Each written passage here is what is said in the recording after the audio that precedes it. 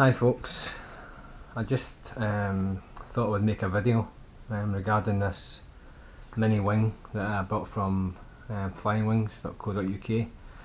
It's the Hornet Mini FPV Racer. I've bought quite a few products from Flyingwings in the past. I've got to say they're really good quality.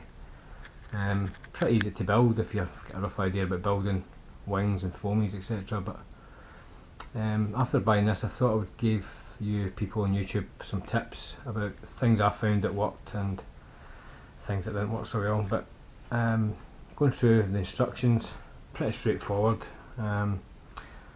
Gives you centre of gravity, which is really important, which is 130mm back from the nose, which is right in the corner here, so that's 13cm. You need UHU pour glue, obviously. I don't really tend to use CA builds foamies because if anything happens, it goes too hard and you can't basically get it off. Hot glue gun I use quite a bit, which is ideal.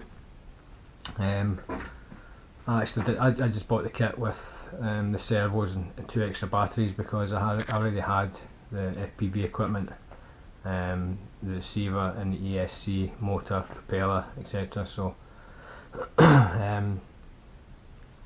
started building this. It's quite strange because first of all you need to cut out, these 2 wings come separate.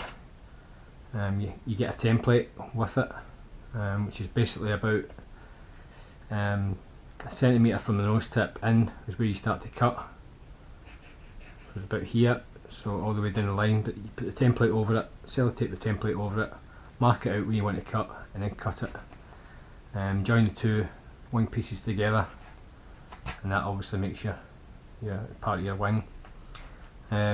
I actually tried to use hot glue when making the hinges, but found that it was too rigid, so I just used UHU pour, basically because it's a lot more flexible and your servos don't have to work as hard to move the ailerons, obviously up and down, left and right. Emax motor, the Emax motor I had didn't have a motor mount on it, so I found a motor mount and basically drilled some holes into the foam motor mount itself, a wee bit of plywood, and then attached it with that with some servo screws. Rather than using a spinner, I used an Allen nut. Basically, when you attach the motor, you actually make sure that the motor's spinning clockwise, and the letters on the propeller are facing towards the front of the plane. Normally on a plane they'd be facing towards you. This acts like a pusher prop, so 5x3 gem fan. Make sure the numbers on the prop face the front of the plane, and that'll give you a thrust. I actually used the E-Sheen. This comes with the FPV kit with Flyingwings, but the camera, any low light at all, I'm uploading a video now, you'll see the clarity, it's pretty bad, it's really dark. So I'd advise you to upgrade the FPV camera on this. It's it's okay for sunshine and daylight, but if you can want to have flew about 5:30 tonight and it was starting to get dark, it's just no good at all. Could hardly see where I was going and end up giving up, so I just flew the line of sight. Again, you're attaching the servos, just be very careful, because the actual depth you have to cut into the foam isn't too far away from the bottom of the wing itself, so just make sure you don't go through the bottom of the wing, and you actually have to go quite deep for them to sit flush, so just bear that in mind. I just put some fibre tape over here just to try and get a bit more rigidity, if you like. You get a piece of plywood that actually attaches here. I had mine sticking out to protect the camera, but if I got another wing I wouldn't bother, to be fair. It breaks quite easily. I always mark the centre of gravity in my wings, so like I say, it's 13cm or 130mm from the nose of the plane, so when you balance the plane with the battery on it, it should more or less balance out. That gives you your balancing point right there. Basically what I do is the battery's there, I'm using, I've got a Tyrannus radio, but I'm using an orange module. I've got a wee part flyer in here where I think it's a 12 amp PSC, that I had lying in the garage. Bought an extra battery. You're getting about maybe 12-13 minutes flight with one battery, which is fantastic. So basically you plug the battery, the balance plug into here, powers the FPV camera, and then obviously you power your ESC and your motor with the JST plug. If you're this is your first wing, these can be quite tricky to build. Basically what you do is, we clevis horn here goes onto the top of the servo arm. Sometimes I tie a small tie wrap around here just in case that breaks off. Basically what you do is you get a wee metal rod in the kit, you attach it halfway up the carbon fibre, a bit of CA glue, which is the only part of the build I use glue for, and then heat shrink over the top of it, and that gives it a right solid bond.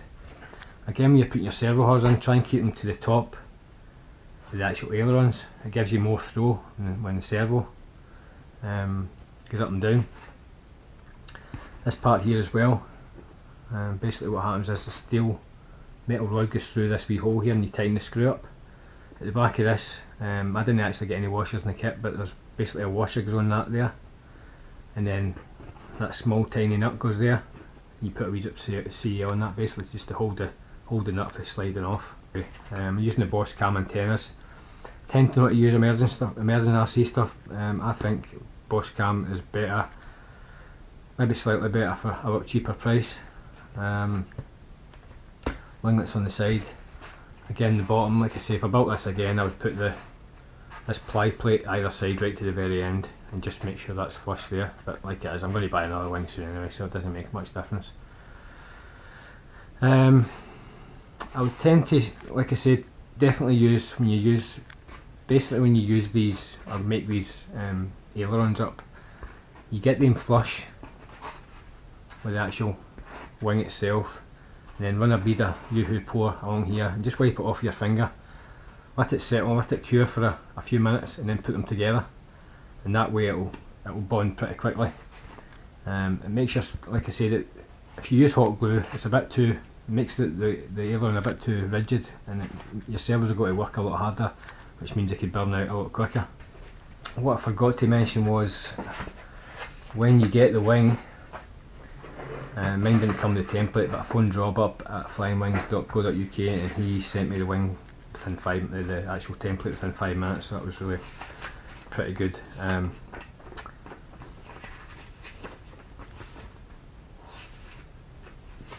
Template I think is in this book here.